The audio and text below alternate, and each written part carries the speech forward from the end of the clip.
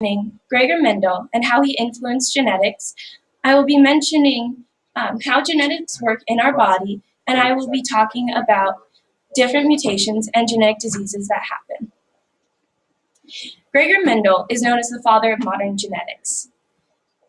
What he did was he took pea plants and he crossed them and he looked at the different ways that they mixed.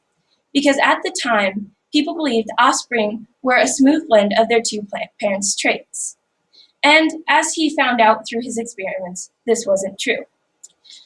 He looked at the different characteristics of pea plants. There were 7 of them. And for today's example, we'll just be looking at the flower color. There were purple and white flowers. And what he found was very interesting. Originally, he just mixed purple and white with white. And what he found is with the purple generations, occasionally a white flower would show up. And he didn't know why, because only white flowers made more white flowers. And what he found out was that there was a dominant trait and a recessive trait. And that's where he coined the terms. And what this led to was a mathematical ability to predict how genes worked.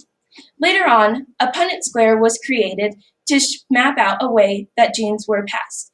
In this Punnett Square, it is a 3-to-1 ratio, which means the dominant gene will show up 75% of the time, and a recessive gene only 25% of the time in a hybrid cross.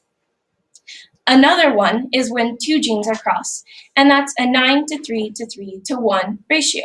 And what that means is 58% of the time, the 2 traits will be all dominant. 36% of the time, they will be all recessive, all 1 recessive, 1 dominant, and 6% all recessive.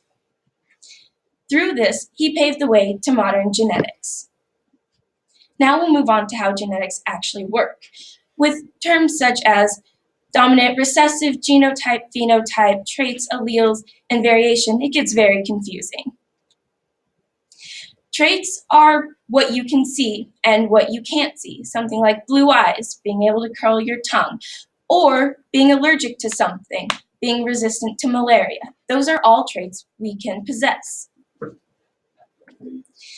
Then there's something that is called genotypes and phenotypes. Genotypes are the actual coding for the genetics, and phenotypes are what you can physically see. Now we'll talk about alleles. And alleles are the different makeups of genes, and they can come in different patterns, as seen here. And what happens is there's crossing between alleles that can then change and create variations in the different species and populations. And what this causes is the recessive gene to show up after generations of disappearing. Now we'll move on to mutations and diseases. And before we all get carried away, mutations aren't always bad. According to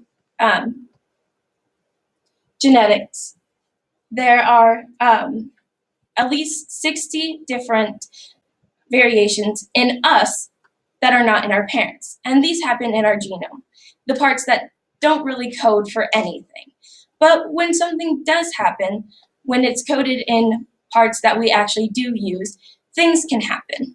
And before we can talk about actually how mutations happen, we should know that codons code for everything. And they are consisted of 3 bases, which can be A, T, C, or G.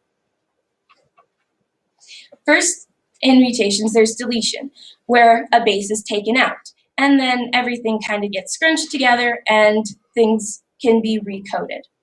Then we have duplication, where one base is copied twice, and then it spreads things out and things get repaired. Then there is insertion, where a random base pair is just added in without it being there before. And then there's inversion, where one section, one codon, gets flipped in your gene code. And what this can lead to is many diseases. It can lead to Huntington's disease. It can lead to color blindness. All of these are genetic mutations, and they occur on the X chromosome. And what that means is it's carried on the sex chromosome, and it's passed down, and mainly males have it because they get one X and one Y, whereas females can mask that chromosome with a complete one. But there aren't always bad mutations. Something like green eyes, red hair, resistance to malaria, and even people who can sleep on less than 6 hours and thrive.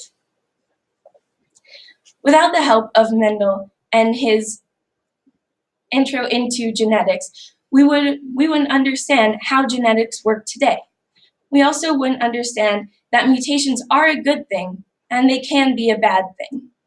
And also, it helps me understand why my brother looks like no one in my family.